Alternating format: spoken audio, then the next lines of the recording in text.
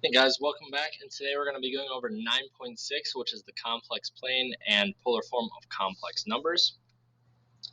Um, and so to start, we have, recall that a plus bi is the rectangular form of complex numbers. Two complex numbers in rectangular form are equal if and only if their real parts are equal and their imaginary parts are equal. So what that means is that if I have two complex numbers, a plus bi, and then I have a complex number that's equal, right? Well, then obviously the A's have to be the same and the B's have to be the same. That's essentially all it means, right? Our real parts are the same and our imaginary parts are the same. So solve the equation 2x plus y plus 3i equals 9 plus xi minus yi. Well, I'm going to kind of just break it up into its real parts, right? So we have 2x plus y is the real part on the one on the left, and then plus, and then I'll do 3 is the imaginary part, I. And then on this one, the real part is 9. And the imaginary part is, if we factor out this I, we really get like an x minus y times I, right? That's the whole imaginary part. And again, the A's have to be equal and the B's have to be equal, the real parts and the imaginary parts. So let's set the real parts equal to each other, right? If we have this 2x plus y, so 2x plus y, that has to equal 9 in order for these two numbers to equal each other. And then the imaginary part's 3 and x minus y. So 3 has to be equal to x minus y. Now, to solve a system of two equations, I'm going to do substitution here. If I add this y over, I'm going to get that x equals y plus 3. Now, since I said x equals y plus 3, I can throw that back in for x here, right? So 2 times x, which I just said is y plus 3, plus y equals 9. Now I can solve for y. So we get 2y plus 6 plus y equals 9, which is 3y plus 6. Subtract the 6, get 3y equals 3, and divide that by 3, and we get y equals 1. So we get y equals 1. But we still need x, right? So I'm going to plug this y equals 1 back into my equation that I already used to solve for x. So let's go back there, and we get x equals y, which I just said is 1 plus 3, or x equals 4. So our answer is x equals 4 and y equals 1. Or you could put it in an ordered pair, 4, 1. So complex numbers are graphed in the complex plane, where the x-axis is replaced by the real part, r. So instead of the x-axis, we have the real axis. And the y-axis is replaced by the imaginary part, I. So essentially, instead of x and y, we now have a and b. So for example, if I had 3 plus 4i, that means I go 3 in the real direction and then 4 in the imaginary direction. There we go.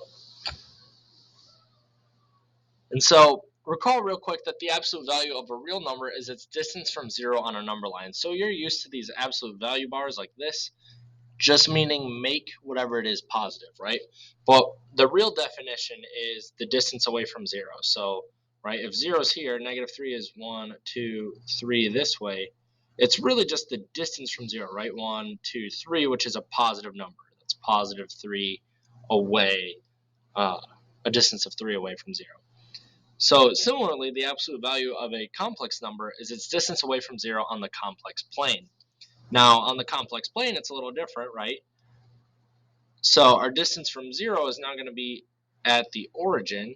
So again, we have our real axis and our imaginary axis. If we have a complex number out here, this is going to be its distance from 0. And some things should start to click here, right? This should kind of remind us a lot of vectors. And, like I've said before, the base chunk of this class that keeps just showing up over and over and over again, right? And we kind of just, it's like Call of Duty. We reskin it and resell it, and it's basically nothing new, right? It's just the same thing at the core, and it does a bunch of different things. What this really is, well, hey, if we have our A and we have our B, right? A plus BI, well, we can find this distance away from 0, or the absolute value, also called the modulus. We could find this by the Pythagorean theorem.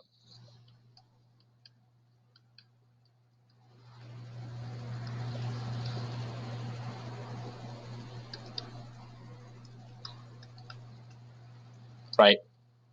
So, again, the Pythagorean theorem just shows up again and again and again and again, and instead of memorizing what to do when with square roots and stuff, I just like to think of the majority of pre-calc, at least up to what we've learned so far, as just being triangles, which involve Pythagorean theorem and trig, SOHCAHTOA, right?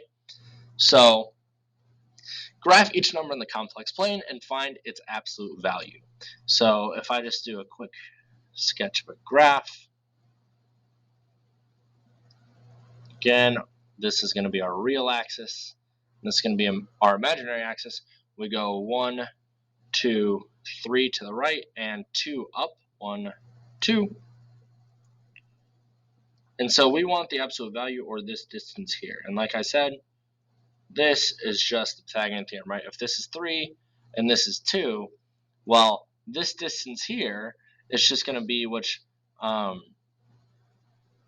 maybe we'll call it the absolute value of z, right? If we call this complex number z, the absolute value is going to be the square root. It's just the Pythagorean theorem, 3 squared plus 2 squared, which 3 squared is 9, plus 4, which is the square root of 13, which doesn't simplify at all, so that is our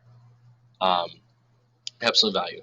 Now for I, without even doing the Pythagorean theorem, this one should be nice for us. So we have our real part and our imaginary part, and we just go 1, 2, 3, 4 up.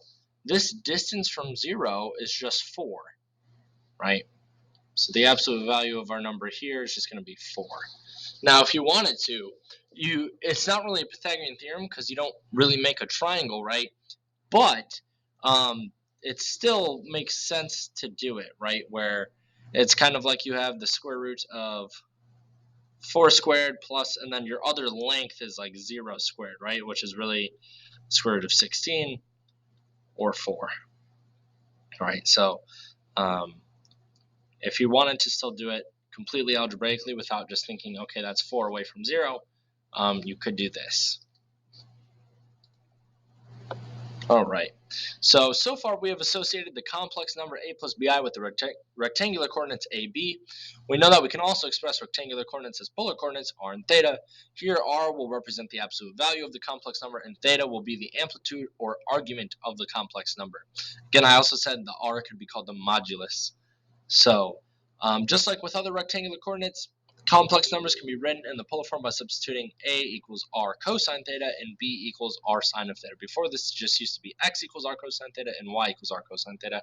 Again, same thing. It's Call of Duty. We reskinned it. We sold it as something new, but it's the same thing, right? And so when you do that, when you replace a and b with the r cosine and r sine of theta for a complex number, we can kind of factor out that r, and we get this r times cosine of theta plus I sine of theta, which can be abbreviated as r cis theta. And this is the polar or trigonometric form of it. So express each complex number in polar form. Well, we need to find r, which is going to be, right, if we graphed it, I always think it's helpful to graph.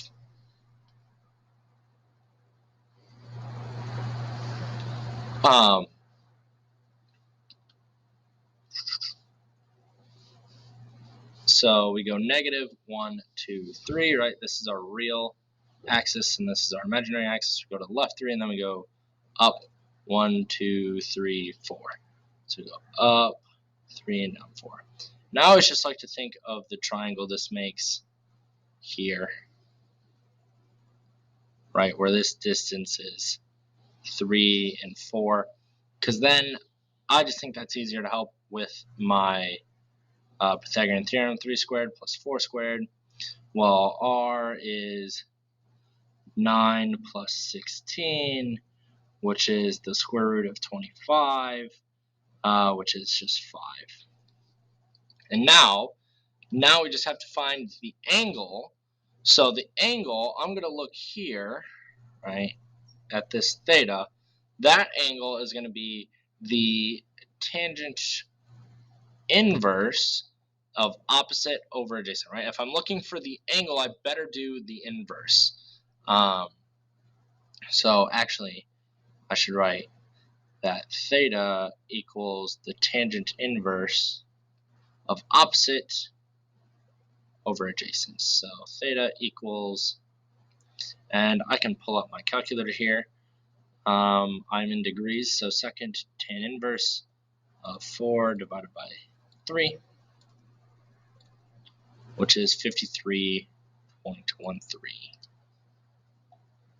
So 53.13 degrees. Now that's not the actual angle, right? Our actual angle is all the way around. So we could think all the way around to here is 180 degrees, right? So 180 degrees minus 53.13. So 180 minus 53.13, we get 126.87. So our actual angle is 126.67, right? Or 87, sorry, 87.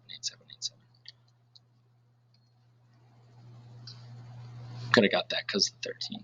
87. Right?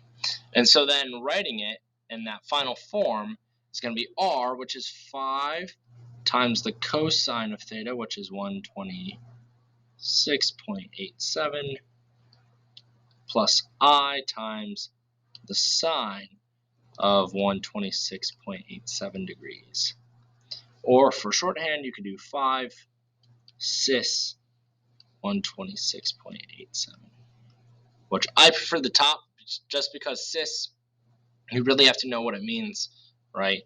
Because this almost looks like it's cosine times I times sine, but it's cosine plus I times sine. So a little weird there, but here are our answers in red. Now, the same thing for these ones here. We can find r first, and again, maybe a sketch of the graph is always just going to be a little helpful. If this is r and that's I, right, 1 is going to be out here, and if that's 1 squared, 3 is going to be a little higher, so just like that. And I know,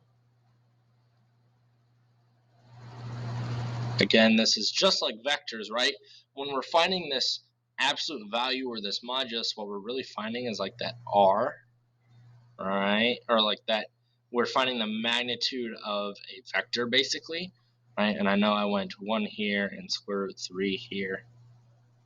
And then I can just find that angle. So r equals the square root of 1 squared plus the square root of 3 squared, which is 1 plus 3, which is the square root of 4, which is just 2.